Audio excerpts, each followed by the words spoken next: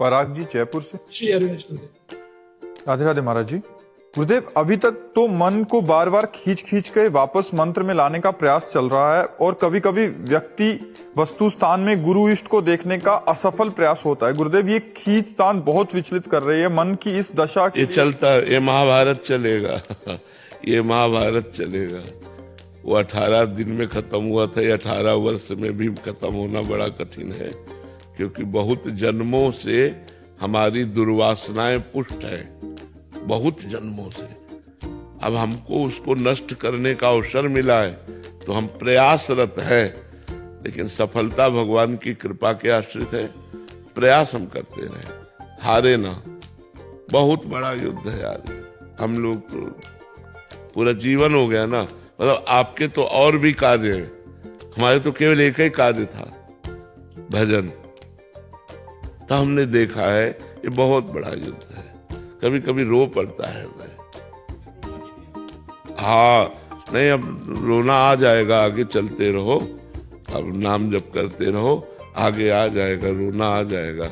जब आप हारेंगे तो हारा पुरुष रोता है, हारे को हरिनाम, जो यहाँ हार गया वही जीत जाता है, भगवान फिर उसे जिता देते हैं।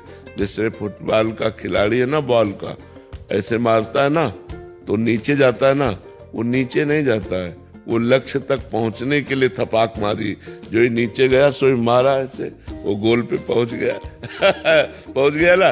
तो ऐसे ही जो भगवान का शरणागत है तो लगा कि नीचे गिरा, लेकिन नीचे नहीं गिरा, भगवान ने मारा उससे ऊपर, जो नीचे गिरते गिरते वो लक्ष्य पे पहुंच गया, वो गोल पे पहुंच गया। इसलिए हमें हारना तो पड़ेगा एक बार, क्योंकि अहंकार नष्ट होगा। जब मैं थक जाऊंगा ये सब करते करते, तब रोना आ जाएगा कि प्रभु मैं हार गया हूं। जैसे तुलसीदास जी कह रहे हैं, हौ हार्यो करि जतन विविध विधि, अतिशय प्रबल अजय, तुलसीदास बस होए तबई, जब प्रभु पेरक बरजय। हे प्रभु, आप ही इस मन की डोरी हाथ में लिए हुए हो, आप रोक दो। हमने तो हर उपाय करके देख लिया, ये नहीं रुक रहा नाथ, ये बार बार गंदे विषयों में जाता है। प्रभु आप रोक लो, आप बचा लो मुझे विषयों से। तो फिर भगवान की कृपा हुई।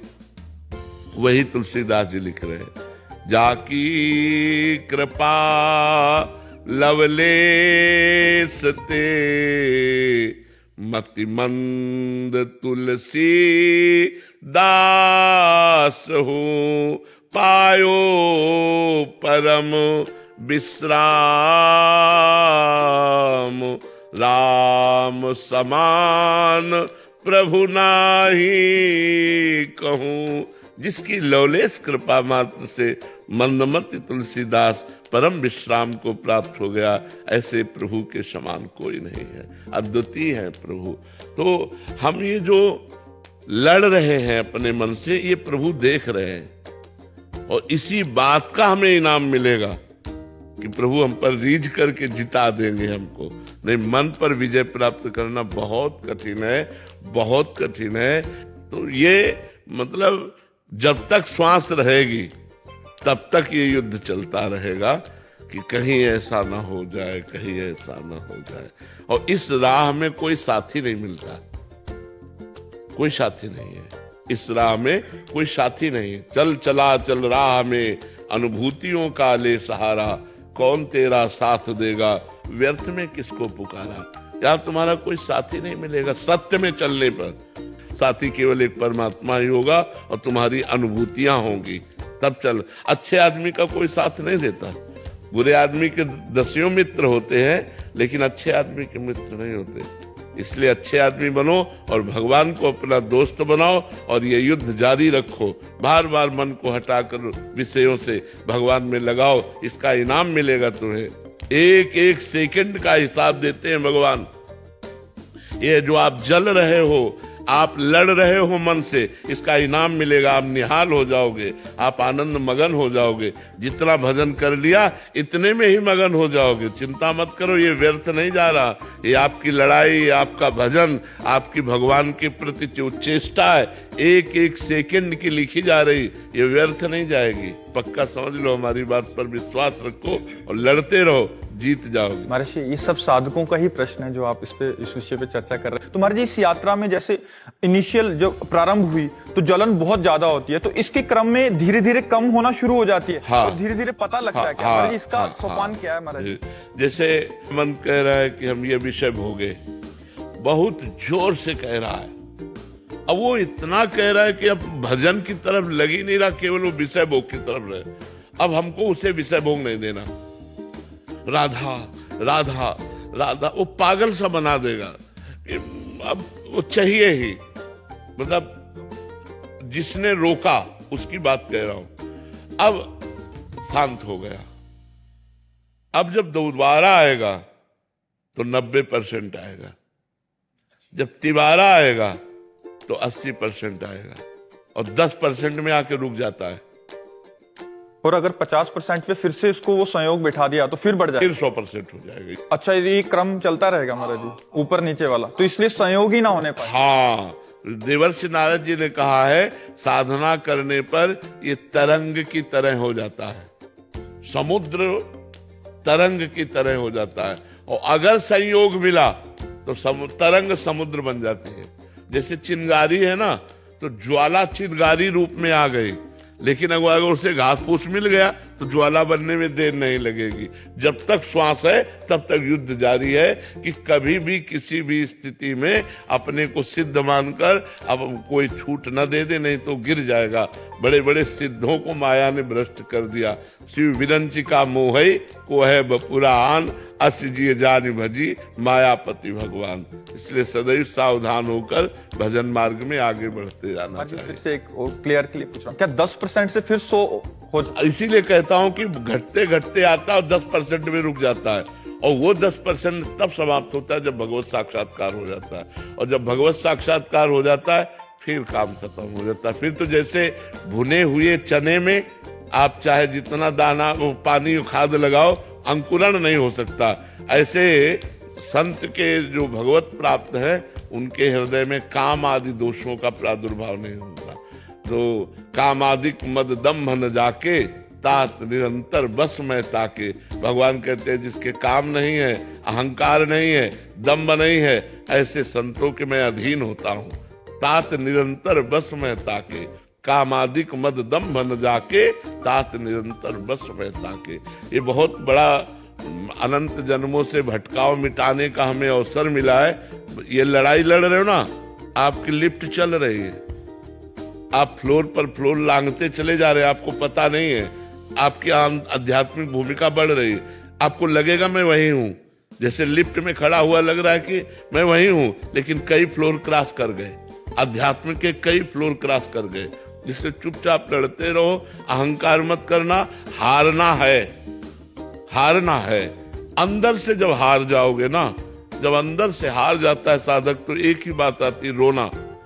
अब वो रोना विरह बन जाता है, वही भगवान के मिलन का हेतु हो जाता है।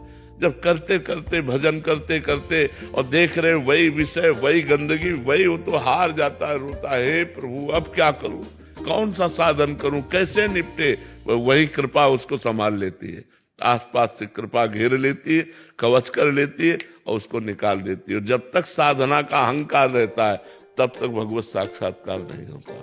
जब साधना का भी अहंकार मिट जाता है, अपना अस्तित्व मिट जाता है, तब भगवत साक्षात्कार होता है। कृपा बिल्कुल बिल्कुल कृपा ही है, ये भगवान की हेतु की कृपा है, ये छोटी मोटी बात नहीं। आप लड़ते रहिए, और सब साधकों से विनय है, हारिएगा मत। इस विषय में ये मत हारिएगा कि मैं अब हार गया और भजन करना छोड़कर विषयों में चले गए। नहीं नहीं नहीं, ऐसा मत कीजिएगा। ये जीवन की बाजी है और जीतना ही जीतना है, क्योंकि भगवान हमारे साथ है। हारना अहंकार को है, जीतना हमें है।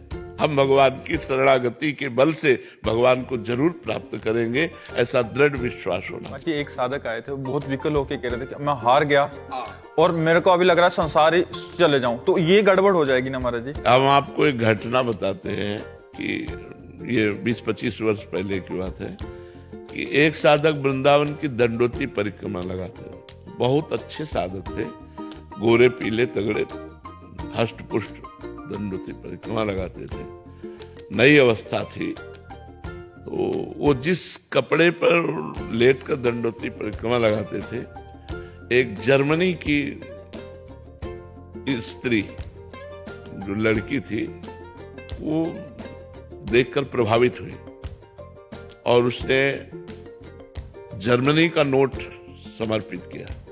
वो लगाते ही रहते थे दंड। कहूंगा बाबा, एक भगत आई थी, उसने नोट दिया। अरे उनका बच्चों बच्चों बच्चों, अब अगली बार से उसको डांट देना, पैसा मत लेना, उसको खड़े मत होने देना। दूसरे दिन गए, तो रोज हम परिक्रमा लगाते थे रात्रि में 2 बजे से 2 बजे सूर्योदय होते होते सब हो जाता था। बोले बाबा, आज वो हमारा चद्दर ले गई है और इतने नोट थे। हमका फिर महाराज जय श्री महाराज, तुरंत अपने को बदला कि मतलब आप शिष्य हो तो, लेकिन जब देखा तो हमका हो ही सोई जो राम रचि राखा को कर को, तो हमका महाराज आप संत हो, आप देख लो जैसा। फिर महाराज कहानी आगे बढ़ती चली गई और उनकी दशा ही अलग हो गई। मतलब इतनी मित्रता हो गई कि अब उसने बाइक खरीद दी, बाइक में और घूमना खत्म दंडोती परिक्रमा। तो ये क्या माया क्या करती है कि जैसे हम लोग भगवत मार्ग में लगे तो दाने डालती है, क्योंकि हमारी कमजोरी पता है ना उसको कि इसको ये पसंद है, इसको ये पसंद है, अंदर आई है वो बैठी मनई में तो बैठी है, तो वही चीज हमें देगी, वही संयोग कराएगी। अब हमको लगता है कि भगवान तो कल भी मिल सकते हैं, पर ये बात हो जाती है, हम भूल कर जाते हैं। हमें लगता है आज हम ये खा लेते हैं, कल भगवान तो मिल ही जाएंगे। और भोग इतने मनोहर लगते हैं, इतने सुंदर लगते हैं, इतने प्रिय लगते हैं कि हम भगवान को छोड़ देते हैं और भोगों में भ्रष्ट हो जाते हैं। ये मतलब 1-2 की कहानी नहीं है, ये लाखों चलने वालों को मार के गिरा दिया माया ने। कोई बिरला गुरु कृपा पात्र ऐसा है जो इससे बाहर निकल पावे, नहीं तो बहुत विचित्र है, बहुत विचित्र। भगवान अतिशय प्रबल देव तो माया, छूटे ही राम करो जब दाया। वही कृपा करे तो वही निकला जा सकता है। हाँ बिल्कुल।